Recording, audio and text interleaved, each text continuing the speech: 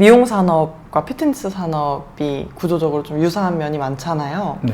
준우헤어가 그 매각 과정에서 높은 밸류에이션을 받게 된 배경과 또 이거를 피트니스 시장에 적용을 하려면 어떻게 해야 되는지 대표님의 관점과 생각이 좀 궁금합니다. 어떻게 보면은 저희가 지역 기반의 이런 그 서비스업 같은 경우는 사실은 자본시장에서 평가를 받는 건 쉽지는 않아요. 근데 준우헤어 같은 경우는 이제 한 190개의 직영점을 운영을 하고 있는데 8천억 정도, 블랙스톤이라는 그 사모펀드에 이제 8천억 정도의 이제 매각 이렇게 해서 50% 이상의 지분을 넘긴다 이런 기사가 떴잖아요. 4천억 규모의 부동산 자산을 가지고 계셨어요. 부동산이 있었다. 그래서 그게 이제 크게 작용한 것도 있고, 두 번째로는 K-뷰티 안에서는 헤어가 빠질 수는 없죠. 그러다 보니까 글로벌 진출에 대한 가능성이 굉장히 크게 보여졌었던 것 같고, 국내에서도 이 정도로 190개 정도의 이제 직영점이 생겼으니 해외로 좀 잘 나아갈 수가 있었겠죠. 그래서 이런 거에 대한 밸류를 제일 크게 받은 것 같고, 또 하나는 강윤선 대표님이 한번 멘토링 해주셨을 때 우리는 데이터 회사야 라고 말씀해 주신 적이 있어요. 그 말은 결국은 내부적으로 시스템이 구축이 됐다는 뜻이에요. 그러니까 보통 저희가 뭐 ERP 아니면 CRM이라고 이렇게 이야기를 하는데, 이런 표준 시스템이 완성이 되어 있기 때문에 아마 그만한 가치를 받지 않았을까라는 게 제일 커요. 안녕하세요, 피플입니다. 오늘도 굉장히 특별한 게스트를 모셨습니다. 올바른 피트니스 문화를 선도하는 파프짐, 이제는 퍼스널 트레이닝으로 건강한 라이프스타일을 리드합니다. 오늘은 파프짐 공동대표 차주호 대표님을 모셨습니다. 안녕하세요. 안녕하세요. 퍼스널 트레이닝 전문 브랜드 파프짐의 공동대표 차주호라고 합니다. 네, 피플 구독자님 오늘 제가 처음 뵀는데요. 이렇게 초대해 주셔서 감사드리고 열심히 인터뷰에 응하도록 하겠습니다. 피플 처음 시작할 때부터 제가 관심 있게 봤는데 인터뷰 잘 하시더라고요. 나오신 분들도 굉장히 인터뷰 잘 해주셔가지고, 제가 원래는 되게 내향적이라서 말을 잘 못해요. 근데 오늘 여기 나오려고 말을 연습을 좀 했습니다. 정말 겸손하십니다. 이미 많은 분들이 알고 계시겠지만 그래도 한 번 더 파프짐이라는 브랜드에 대해서 구독자분들에게 다시 한번 소개해 주실 수 있으실까요? 저희는 이제 2010년도에 오픈한 퍼스널 트레이닝 스튜디오이고요. 이제 강남 지역에서부터 시작을 했어요. 그래서 현재는 약 45만의 퍼스널 트레이닝을 지금 계속 진행하고 있고, 5명의 공동대표가 동업하는 걸로 좀 유명합니다. 그래서 오늘은 저희가 어떻게 해서 좀 시작하게 됐는지, 어떻게 해서 이렇게 긴 기간 동안 동업을 하게 됐는지, 그리고 저희가 생각하는 피트니스에 대한 철학이나 방향성이 있잖아요. 그래서 그 부분을 중점적으로 이야기를 좀 해드리면 좋을 것 같아요. 5명의 대표가 동업을 하는 것도 힘들고 네. 15년씩이나 브랜드를 유지하는 것도 정말 힘든데 네. 그 비결이 있으실까요? 우선 저희가 처음에 이렇게 동업을 한다고 했을 때 가족, 친구, 친척 다 말렸어요. 그리고 굉장히 많은 사람들이 내기를 했습니다. 언제까지 가는지 보자 라고 했는데 지금까지 저희가 좀 잘하고 있고요. 요거에 대한 이야기를 앞서서 설명드리면은 2008년도에 저는 퍼스널 트레이닝을 처음 시작을 했어요. 근데 그때가 마침 이제 그 글로벌 금융위기였었죠. 경기 침체가 찾아왔고 저를 포함해서 다른 대표들이 다 있었던 직장들을 잃었어요, 저희가. 그러다 보니까 마음은 맞는 사람들끼리 회원은 붕 뜬 상태에서 저희도 이제 일할 곳이 없었고 레슨할 곳이 없었고 하다 보니까 한번 우리가 만들어 보자 라고 시작된 게 바로 파프짐이라고 보시면 될 것 같고요. 그 안에서 이제 동업을 지금까지 할 수 있었던 이유는 저희가 다 보니까 MBTI나 아니면은 이렇게 혈액형이 비슷해요. 그러다 보니까 서로 양보를 좀 잘하는 편입니다. 하지만 그래도 많이 싸워요. 그러면 이제 싸우고 나서 어떻게 조율하는지가 더 중요하다고 보시면 될 것 같습니다. 이거 정말 많이 들어줘야 돼요. 상대방의 의견을 많이 들어줘야 하고, 들은 상태에서도 서로 의견이 안 맞을 때가 있어요. 시간의 텀이 좀 중요합니다. 그래서 텀을 주고 다시 이야기를 하고요. 그 안에서 설득력이 좋은 사람이 좀 더 유리하게 작용을 하기는 해요. 그래서 그거 참고하시면 됩니다. 그리고 꼭 사과하셔야 돼요, 싸우면은. 굉장히 중요한 내용이네요. 네, 이렇게 하면 15년 갈 수 있습니다. 각 대표님이 맡은 역할과 강점이 다를 것 같아요. 어떻게 서로 보완하고 계시는지, 각 대표분들이 어떤 역할을 담당하고 계신지 궁금합니다. 네, 이 역할이 나눠진 건 저희도 그렇게 오래되진 않았고요. 한 22년도부터 역할이 나눠졌다고 보시면 될 것 같아요. 우선은 코로나라는 걸 2020년도에 피트니스에서 다 힘들게 겪었잖아요. 그래서 겪고 나서 저희가 부족한 게 무엇일까 고민을 해봤더니 트레이닝을 잘하는데 고객 관리는 굉장히 잘하는데 경영에 대한 지식이 별로 없었어요. 그래서 경영대학원을 가고 나서 원래는 회사라는 게 브랜드가 운영이 되려면 이렇게 역할이 있고 책임이 있었구나라는 걸 그때 알았어요. 그래서 그 다음부터 5명이서 역할을 나누기 시작을 했는데 우선은 운영 관리하는 사람, 인사 관리하는 사람, 재무회계 담당하는 사람, 신사업 준비하는 사람, 그리고 교육 R&D 준비하는 사람 이렇게 5분야로 나눠서 저희가 관리하고 있습니다. 그 전까지 유지를 잘 해오셨다는 게 정말 대단한 것 같아요. 그건 정말로 운이 좋았고요. 코로나 아니었으면 큰일 날 뻔했어요. 다수의 리더가 있는 구조에서 빠른 의사결정을 가능하게 하는 시스템이 있을까요? 정확하게 말씀드릴게요. 빠른 의사결정 없습니다. 네.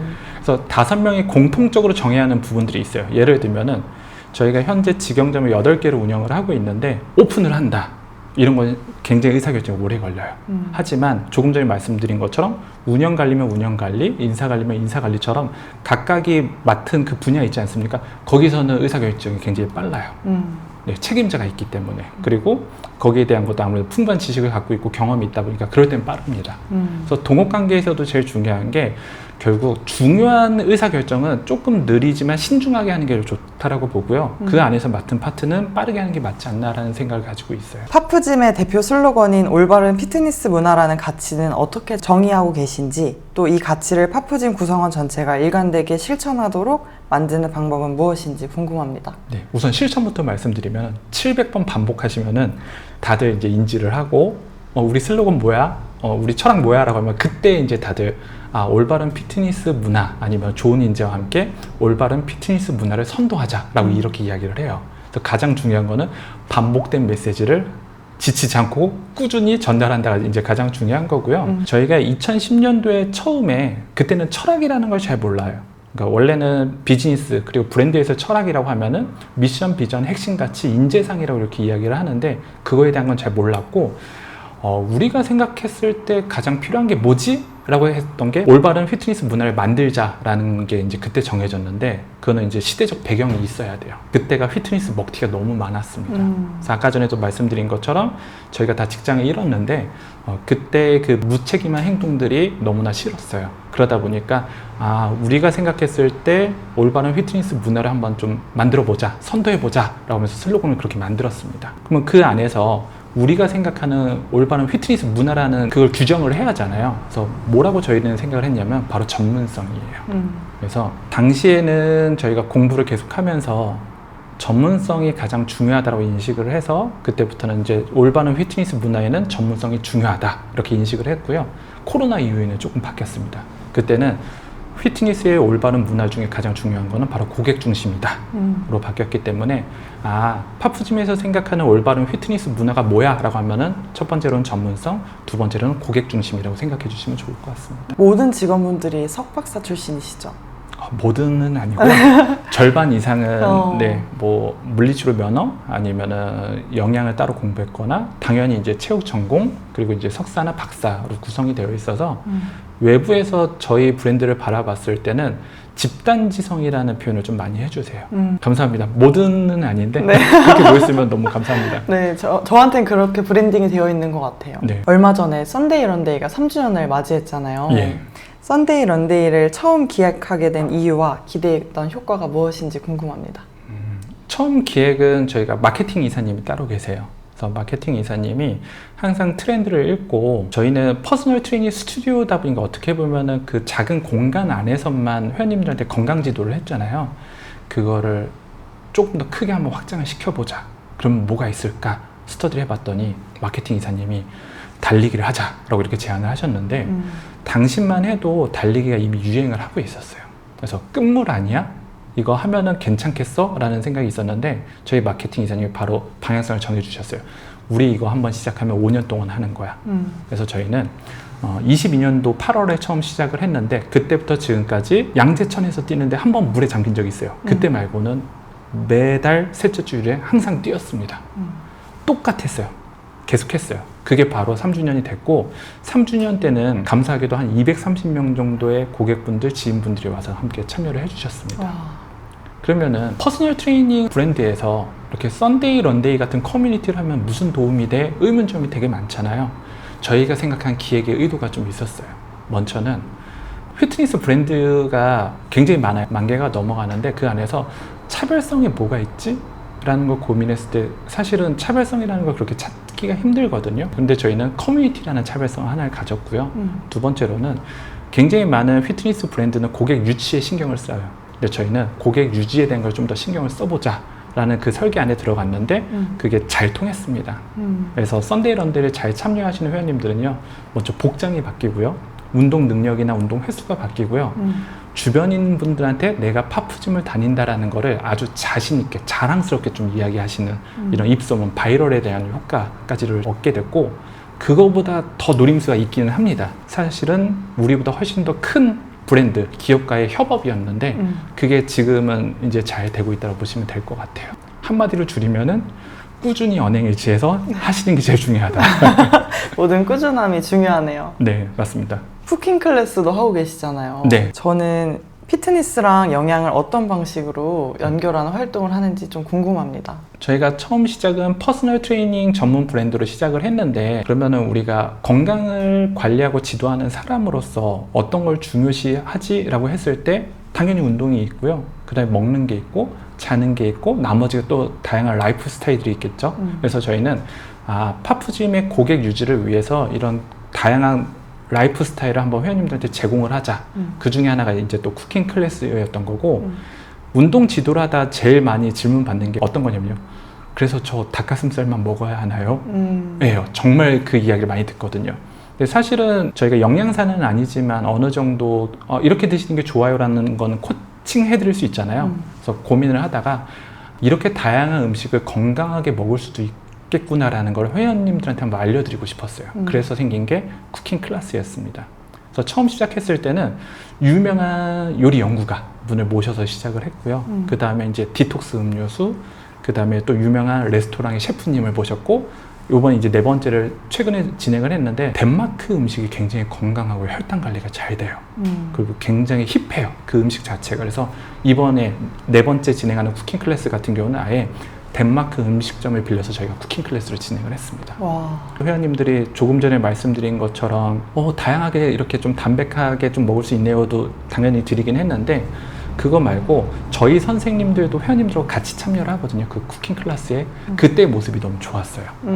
맨날 둘 다 트레이닝복만 입고서 그 파프짐이라는 공간 안에서 운동을 하다가 다른 곳에서 만나니까 되게 새롭거든요. 그래서 이런 효과도 좀 있었습니다. 또 음식에 대해서 그런 정보들을 나누면서 더 친밀해질 것 같아요, 회원님이랑. 네, 그 부분도 확실히 있으셨던 것 같고요. 일단은 힙한 데에서 이번에 좀 하다 보니까 호응이 다른 데보다 훨씬 더 좋긴 했습니다. 결론은 돈 많이 쓰면 된다. 역시 파프짐입니다. 조금 이따도 제가 말씀드리겠지만 고객 유지랑 유치는 좀 구별돼서 저희도 마케팅이나 이렇게 브랜딩 활동도 해야 하기 때문에 그냥 그거 하나의 일환이라고 생각해 주시면 좋을 것 같아요. 앞서서도 이제 뭐 커뮤니티 프로그램에 대한 장점에 대해서 간단히 얘기해 주셨는데, 파프짐이라는 조직의 커뮤니티 프로그램들이 어떤 영향을 주었는지 구체적으로 좀 궁금합니다. 네, 저희는 아까 전에도 말씀드렸지만 이제 슬로건에서 생각하는 올바른 피트니스 문화, 그 안에서 하나는 전문성, 하나는 고객 중심이라고 말씀을 드렸잖아요.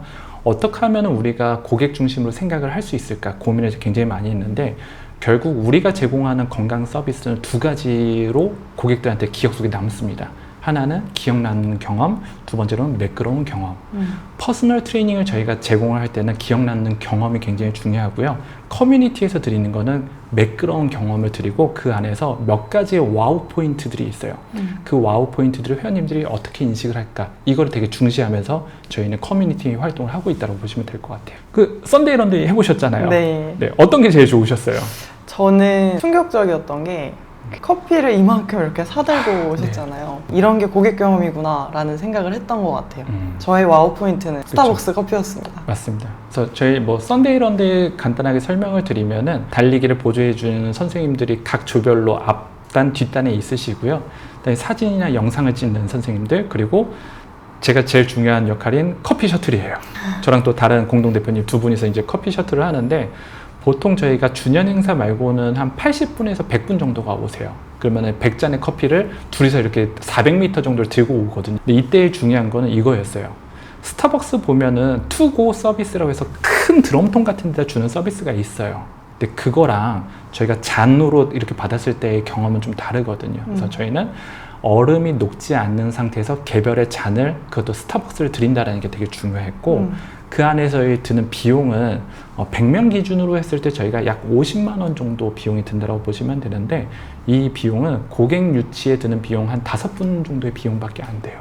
그렇다면은 한 80명에서 100명에게 매끄러운 경험, 그 안에서 이제 와우 포인트를 저희가 좀 몇 개를 설계해서 이렇게 드리는 그 경험 안에 드는 비용이 50만 원밖에 안 된다고 하면 어마어마하죠.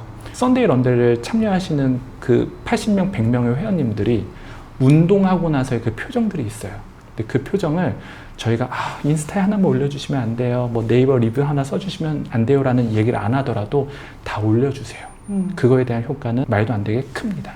제가 기억나는 경험에 이게 진짜 리텐션에 엄청난 도움을 주겠구나. 맞습니다. 좀 더 부연 설명을 드리면은 그 피트니스에서 이렇게 브랜드별로 서비스를 나눠 보게 되면은 저희 같은 퍼스널 트레이닝 스튜디오가 있고 피트니스 센터가 있을 거고 요가나 필라테스 스튜디오도 있지만 이제 부티크 피트니스라는 게 있죠. 네.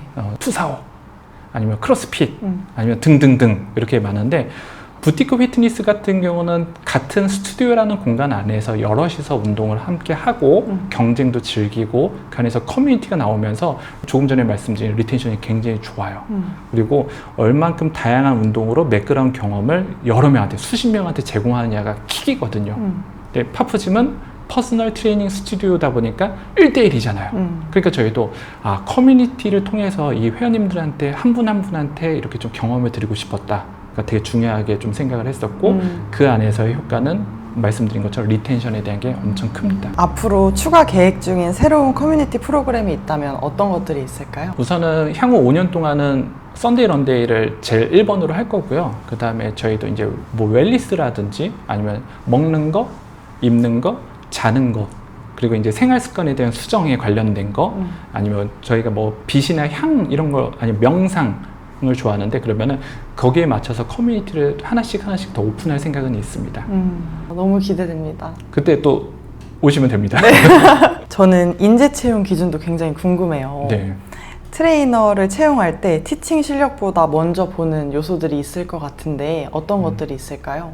네, 몇 가지 좀 보고 있는데요. 우선 이력서를 봅니다. 네, 이력서가 무조건 1번이에요. 그래서 저희 이력서를 봤을 때 서류 탈락이 생각보다 많습니다. 먼저 파프짐 채용률을 보면은 10명이 지원을 하면은 2명만 뽑혀요. 나머지 8명은 아쉽게도 서류 탈락이 거의 대부분이라 보시면 되고, 저희가 이제는 채용에서의 기준 중에 하나는 전문성이에요. 근데 이 전문성을 계속해서 지속하고 있느냐를 굉장히 중요하게 보고요. 한 직장에서 이 사람이 얼마나 오래 있었지도 봅니다. 그리고 나머지 자기소개나 활동들도 함께 확인을 하는데, 여기서 이제 중요한 것은 이 사람이 지금 이렇게 활동하고 있고 미래 비전에 대한 걸 자기소개서나 이런 데 이제 잘 기재를 했는데 그거랑 실제 이 사람하고 다른 경우가 있잖아요. 그럼 이 사람은 퍼스널 브랜딩을 잘못 저희한테 알려준 거예요. 그래서 저희 같은 경우는 이력서가 들어오면은 인스타그램 같은 SNS 활동도 다 확인을 하거나 전 직장에 전화해서도 확인하는 경우 굉장히 많습니다. 그렇게 해서 저희가 인재 채용에 대한 기준을 가지고 있고 거기서 뽑힐 확률은 약 20% 정도 된다. 로 보시면 될 것 같아요. 굉장히 까다롭네요. 정말 까다로워요. 그래서 좋은 선생님들이 모일 수밖에 없는 것 같아요. 제가 코로나 때 컨설턴트로 한 115개 업체 정도를 컨설팅을 했어요. 네. 서울, 경기, 인천, 강원도, 부산을 다녀왔습니다. 제가 방문 드리기 전에 연락을 드리고 어떤 게 궁금하세요? 라고 하면 딱 2가지를 저한테 항상 댓글로 와요. 첫 번째로는 마케팅 어떻게 해요? 두 번째 강사 관리 어떻게 해요? 위대한 기업은 가장 첫 번째로 팀을 중시를 하는데, 예를 들면 파프짐이라는 팀, 버스가 있으면요, 여기에 내릴 사람과 태울 사람을 첫 번째로 선정을 해야 돼요. 근데 그걸 실패를 한다면 그 팀은 붕괴가 됩니다. 그래서 저희가 제일 먼저 생각을 하는 거는 분명히 파프짐은 철학을 가지고 있고 그 안에서도 비전을 선생님들한테 지속적으로 제공을 하고 목표 달성을 하기 위해서 노력을 하는데, 우리가 생각하는 철학을 반하거나 아니면 관심이 없거나 선생님들하고 팀워크를 안 하려고 하거나 하면은 분명히 그 사람들은 결국에는 떠나게 됩니다. 근데 이 한 명의 강사가 떠났을 때 브랜드도 어떻게 보면은 비용으로 산정하면 엄청난 마이너스를 겪게 되거든요. 근데 그걸 저희도 겪어봤고 계속 겪다 보니까 우리는 피플 비즈니스를 하고 지역 기반의 서비스를 제공을 하고 있는데 그 안에서 강사가 굉장히 중요하구나. 그래서 그때부터는 강사 뽑아야 돼. 몇 명? 5명? 그래서 이렇게 뽑는 게 아니라 강사가 늦게 뽑히더라도 저희의 인재상에 맞춰서 뽑는 거를 제일 중시하고 있습니다. 그래서 아마 제가 오늘 드리는 말씀 중에서도 하나만 가져가세요라고 하면은 인재상이에요. 어떠한 인재상과 우리 브랜드가 함께 할 것인가, 이게 가장 중요하다고 보시면 될 것 같습니다. 그러면 면접 과정에서 반드시 물어보는 질문이나 테스트가 있는지 궁금합니다. 면접 볼 때는 저희가 3명의 대표가 갑니다. 우선은. 그래서 면접 질문지가 다 달라요. 그래서 각자 평가하는 게 있고 공통 평가가 하고 있는 게 있다고 보시면 될 것 같고, 아까 전에 말씀드린 것처럼 전문성에 대한 거 먼저는 확인을 하고, 이 사람이 고객 중심의 사고를 어느 정도 갖고 있는지, 그리고 무엇보다 중요한 거는 파프짐은 홈페이지를 들어가면 저희가 미션, 비전, 그리고 핵심같이 인재상을 다 써놨어요. 그걸 보고 왔느냐 안 보고 왔느냐에 따라서 질문에 대한 게 많이 달라지더라고요, 답변들이. 그래서 그 잘 답변을 못 하시는 분들은 아쉽게도 못 뽑히는 경우가 많습니다. 그러니까 이미 파프짐 많이 들어봤는데 여기 선생님들 실력 좋대, 좋은 동네에 있대 라는 거는 알고 오셨겠지만 우리의 브랜드의 방향성을 모른다라고 하면은 결국에는 나중에는 저희랑 결이 안 맞을 수도 있어요. 그래서 그런 거에 대한 질문을 굉장히 많이 한다고 보시면 될 것 같습니다. 채용 후에도 거쳐야 되는 과정이나 교육들이 있을까요? 아주 많습니다. 퍼스널 트레이닝이라는 서비스가 있으면 후방 산업이 있고 전방 산업이 있어요. 후방 산업 같은 경우는 거의 대부분 협상력입니다. 어떤 위치에 부동산을 계약을 할까? 인테리어는 우리가 어떻게 협상력을 가질까? 기구는 어떻게 할까? CRM 서비스는 어디랑 하지? 다 협상력이에요. 그것 플러스 하나가 바로 인재에 대한 채용이에요. 그래서 저희는 인재 채용이라는 거 아까 전에 말씀드린 것처럼 굉장히 중시하고, 그러면 이분이 왔어요. 그러면은 약 6개월 정도를 적응 기간, 온보딩 기간을 설정을 합니다. 그래서 그 안에서는 파프짐이라는 교육도 있고, 그리고 저희 브랜드가 만들어진 이 파프짐이라는 이야기를 좀 버전을 나눠서 몇 가지 설명을 드리고요. 그 안에서 퍼스널 트레이너가 갖춰야 하는 어떻게 보면은 필요한 것들이 있잖아요. 이거에 대한 교육을 굉장히 많이 하고, 나머지 전문적인 교육은 다 온라인으로 전환을 시켜놨습니다. 그래서 대표 5명이 한 명도 빠지지 않고 신입 강사님이 오셨을 때 저희가 이 온보딩 교육을 하고 있고요. 이게 저희들만 갖고 있는 핵심이라고 보시면 될 것 같아요. 근데 이 안에서 어떤 게 좀 더 중요할까 하나를 꼽아보라고 하면은, 혹시 그거 아세요? 어떤 거요? 퍼스널 트레이너라는 직업군은 2020년도에 처음 봄을 여는 직업이라는 방송 프로그램이 나왔어요. 2020년도부터 퍼스널 트레이너라는 직업이 생겼다라고 보시면 되는데요. 지금이 2025년이죠. 네. 2025년도까지 직업군은 있는데 직업관이 없었어요. 심각한 일이죠. 네. 지금 체력 단련업이 작년 기준은 14,900회예요. 그러면 못해도 10만 명 정도의 강사가 있을 거로 보이는데 직업관이 없는 거예요. 이 직업관이 그러다 보니까 해외 교과서들, 미국 체력관리학회나 미국 스포츠학회나 이쪽에 있는 직업관들을 보는데 이게 다 90년대 거 내용이에요. 지금이랑 맞지 않아요. 그래서 저희는 누군가가 이 직업관을 만들어주지 않을까라고 해서 기다렸거든요. 아무도 안 만드는 거예요. 그래서 저희가 논문으로 썼어요. 저희 공동대표인 유지상 대표님이 박사과정 안에서 퍼스널 트레이닝의 직무 분석이라고 해서 아예 직업관에 대한 걸 저희가 설정을 했습니다. 그래서 혹시 직업관이 궁금하신 분들은 그 논문을 찾아보시면 좋으실 것 같고, 저희가 하는 교육 중에서 제일 중요한 거는 바로 이 직업관에 대한 교육이다.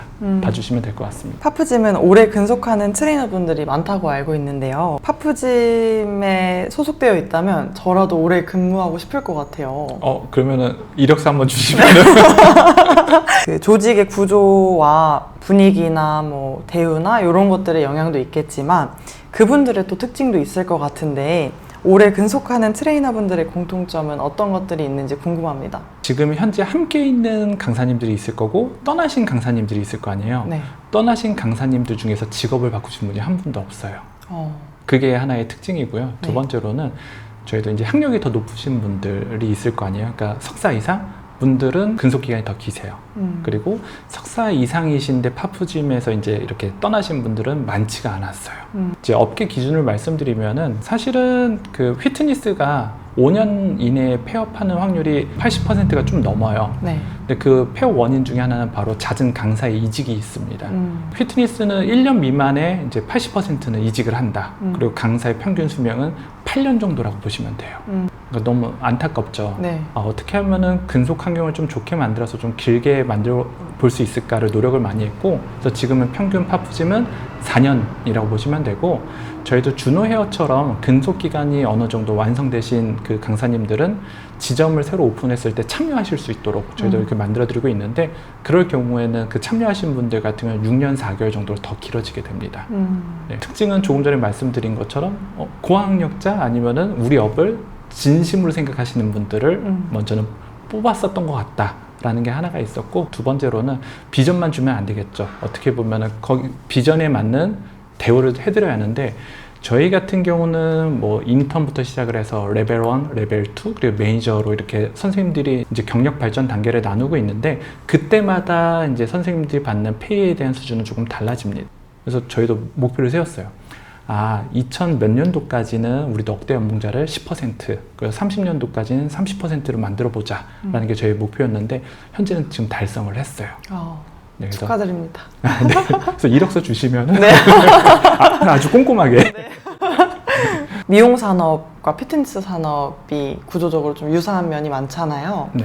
그래서 저는 개인적으로 궁금했던 질문인데, 준우웨어가 그 매각 과정에서 높은 밸류에이션을 받게 된 배경과 또 이거를 피트니스 시장에 적용을 하려면 어떻게 해야 되는지 대표님의 관점과 생각이 좀 궁금합니다. 우선은 네, 준호 헤어 대표님은 코로나 이후에 어떻게 좀 사업을 해야지 고민을 하다가 지인분이 소개를 해주셔서 멘토링을 받게 됐어요. 한 2시간 정도 멘토링 해주셨는데, 당시에 이제 멘토링을 받았을 때 가장 흥미로워 하셨던 거는, 와, 진짜 똑같다라고 얘기를 하셨어요. 그러니까 지역 기반의 피플 비즈니스를 하는데, 와, 헤어 디자이너하고 트레이너하고 정말 비슷하네라는 거 하나 말씀해 주셨고, 두 번째로는 혹시 교육 아카데미 있니? 였어요.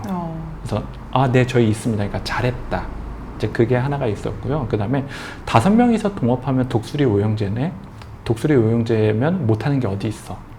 네, 그리고 당시는 저희가 12년 차였는데 12살에 맞는 옷을 입는 건 어때? 라는 조언을 해주셨어요. 근데 그거를 곰곰이 생각을 해봤더니 그때까지는 저희가 다 트레이너였어요. 저희는 이제 공동대표 5명이서 이제 각각 이제 거의 경력은 그 당시만 해도 한 17년, 18년 차 트레이너에 2만 세션 이상 이제 레슨을 하고, 이제 진심으로 나는 58세까지 트레이너로 이렇게 내 직업군으로 평생을 살겠다처럼 이런 목표가 있었는데, 대표님의 멘토링을 받고 나서 대표들이 이런 목표를 갖고 있으면 선생님들이나 아니면 브랜드가 발전되기는 힘들겠다라는 생각이 들어서 22년도 이후로 저희가 5명이 다 은퇴를 하고 경영 관리에 집중을 했었던 거예요. 그래서 먼저 그 내용이 하나가 있고, 감사하게도 흥미롭게 좀 저희를 봐주셨는지 한 1년 정도 오셔서 운동을 하고 가셨습니다. 네. 그래서 이제 그걸 너무나 영광으로 삼고, 어떻게 보면은 저희가 지역 기반의 이런 그 서비스업 같은 경우는 사실은 자본시장에서 평가를 받는 건 쉽지는 않아요. 그래서 음식점이랑도 많이 비교가 됩니다. 그래서 잘 나가는 음식점이 매각이 됐을 때 보통 뭐 매출을 기준으로 할 수도 있고, 영업이익을 기준으로 할 수도 있고, 순이익을 기준으로 삼을 수도 있고, 몇 가지 밸류에이션 방법들이 있는데 결국엔 그렇게 높지가 않아요. 그래서 보통 매출 비슷할 정도로 매각이 되거나 영업이익의 한 3배에서 3.5배 정도, 3배 반 정도 받으면 잘 받는다 정도가 사실은 오프라인에서의 서비스업의 현실이에요. 근데 준호헤어 같은 경우는 이제 한 190개의 직영점을 운영을 하고 있는데 8천억 정도, 블랙스톤이라는 그 사모펀드에 이제 8천억 정도의 이제 매각, 이렇게 해서 50% 이상의 지분을 넘긴다, 이런 기사가 떴잖아요. 네, 그래서 그걸 보고 이제 저도 이제 고민을 많이 했는데, 우선은 4천억 규모의 부동산 자산을 가지고 계셨어요. 부동산이 있었다. 그래서 그게 이제 크게 작용한 것도 있고, 두 번째로는 K-뷰티 안에서는 헤어가 빠질 수는 없죠. 그러다 보니까 글로벌 진출에 대한 가능성이 굉장히 크게 보여졌었던 것 같고, 국내에서도 이 정도로 190개 정도의 이제 직영점이 생겼으니 헤어로 좀 잘 나아갈 수가 있었겠죠. 그래서 이런 거에 대한 밸류를 제일 크게 받은 것 같고, 또 하나는 강윤선 대표님이 한번 멘토링 해주셨을 때 우리는 데이터 회사야 라고 말씀해 주신 적이 있어요. 그 말은 결국은 내부적으로 시스템이 구축이 됐다는 뜻이에요. 그러니까 보통 저희가 뭐 ERP 아니면 CRM이라고 이렇게 이야기를 하는데 이런 표준 시스템이 완성이 되어 있기 때문에 아마 그만한 가치를 받지 않았을까라는 게 제일 커요. 데이터의 중요성을 또 다시 한번 느끼네요. 네. 파프짐이라는 브랜드를 들었을 때 그 파프짐만의 느낌이라는 게 있는데 브랜드가 시장에 그 파프짐만의 느낌으로 인식되게 한 첫 순간이 있었을까요? 저희가 타임라인 기준으로 파프짐이 좀 이렇게 대중한테 알려지는 건 아직 좀 미흡해요. 이제 이 피트니스 시장에서 그래도 우리가 좀 알려졌구나라는 걸 느꼈었던 거는 저희는 스터디를 2006년도부터 시작을 했어요. 그러니까 스터디 동아리로 시작했던 게 파프짐이 됐다고 보시면 되는데 어느 순간 다 스터디를 하고 있는 게 당시에 페이스북이나 아니면 인스타그램에 계속 올라오는 거예요. 저희랑 같은 방식으로. 그래서 우리의 브랜드가 알려져서 사람들이 벤치마킹을 어느 정도는 하는구나 라는 걸 한 2012년, 14년 정도에 처음 느꼈고요. 이제 두 번째로는 우리가 하는 인테리어를 많이 따라하네? 했을 때 우리가 좀 유명해졌구나를 느꼈고, 세 번째가 저희가 리브랜딩을 하면서 블랙 앤 화이트를 쓰면서 일괄적인 메시지를 계속 반복해서 보내고 있는데 그것도 이제 유사하게 많이 보이는 거예요. 그래서 이럴 때 좀 어떻게 보면 우리 브랜드 인지도가 올라갔구나 느끼지만 아직까지는 한참 멀었습니다. 너무 겸손하신 거 아니세요? 제가 이제 가끔 스레드에다 글을 쓰는데 국내 피트니스에는 브랜드가 아직 없다라고 이렇게 이야기를 하는데 제가 생각하는 브랜드의 기준은 전 국민의 10%는 알고 있어야지 브랜드예요. 근데 아직 한참 모자랍니다. 그래서 제 목표는 파프짐이 퍼스널 트레이닝 전문 브랜드 아니면 피트니스 브랜드로 사람들한테 인식이 되는 기준은 전 국민 10%입니다. 굉장히 높은 목표를 가지고 계시네요. 해볼게요. 브랜딩 과정에서 가장 어려웠던 점과 또 그걸 해결한 방법은 무엇이었는지 궁금합니다. 우선은 그 브랜드를 딱 들었을 때 아니면 봤을 때 저희가 이미지가 떠오르거나 감정적으로 이렇게 일치하거든요. 근데 그게 상당히 힘들어요. 예를 들면은 저희는 프리미엄이란 단어를 붙이고 있지 않아요. 퍼스널 트레이닝 전문 브랜드라고 항상 이렇게 소개를 하는데 브랜드 안에 프리미엄이라는 걸 내포하고 싶은 거예요. 그러면 그거를 어떻게든 저희가 계속 사람들한테 그 이미지가 각인되거나 감정적으로 느끼게끔 해야 하잖아요. 그게 생각보다 쉽지가 않아요. 근데 다행히 저희가 이제 블랙 앤 화이트를 쓰다 보니까 다른 사람들보다는 조금 더 유리했었던 건 분명히 있고, 이게 인식하는 데까지 걸린 시간이 한 3년 정도 걸린 것 같아요. 똑같은 톤 앤 매너와 메시지를 계속해서 반복했을 때 여기가 프리미엄의 느낌을 가지고 있구나, 고객층도 그렇고 지역도 있구나 라는 걸 느끼는데 굉장히 오래 걸렸어요. 이게 제일 힘들었어요. 그래서 PR 홍보하면서 저희가 컨텐츠를 계속 꾸준히 발행을 하고 있어요. 뭐 인스타그램 같은 SNS도 마찬가지고 스레드도 마찬가지고 네이버 측에서도 계속 하고 있는데 1200개 정도의 컨텐츠를 발행을 3년 동안 했더니 지금 이제 SNS 기준으로 저희가 4000개가 넘어갔을 거예요. 했더니 이제 사람들이 브랜드로 인식을 조금씩 하게 됐어요. 그래서 이제 브랜딩 전문 대표님들 만나면은 다 하시는 말씀이 샤넬 언제 브랜드야? 아니면 무슨 명품 브랜드 여기 300년 됐어 라는 이야기를 하거든요. 그러니까 브랜드가 사람의 인식 속에 들어오는데 엄청 시간이 오래 걸리는 거예요. 근데 그걸 몰랐어요. 그래도 해야죠. 한번 시작을 했으니까. 그래서 저희는 이제 1년에 이렇게 여러 개의 컨텐츠를 발행을 하면서 계속 인식 속에 들어가게끔 하는데 이게 제일 힘들었습니다. 회원님들께서는 파프짐에 대해서 어떤 점을 가장 많이 이야기하시고 또 좋아해 주시는지 궁금합니다. 이게 이제 제가 트레이너로 이제 회원님들 직접 운동 지도를 했을 때는 알기가 쉬웠는데 지금 이제 좀 뒷단으로 빠졌잖아요.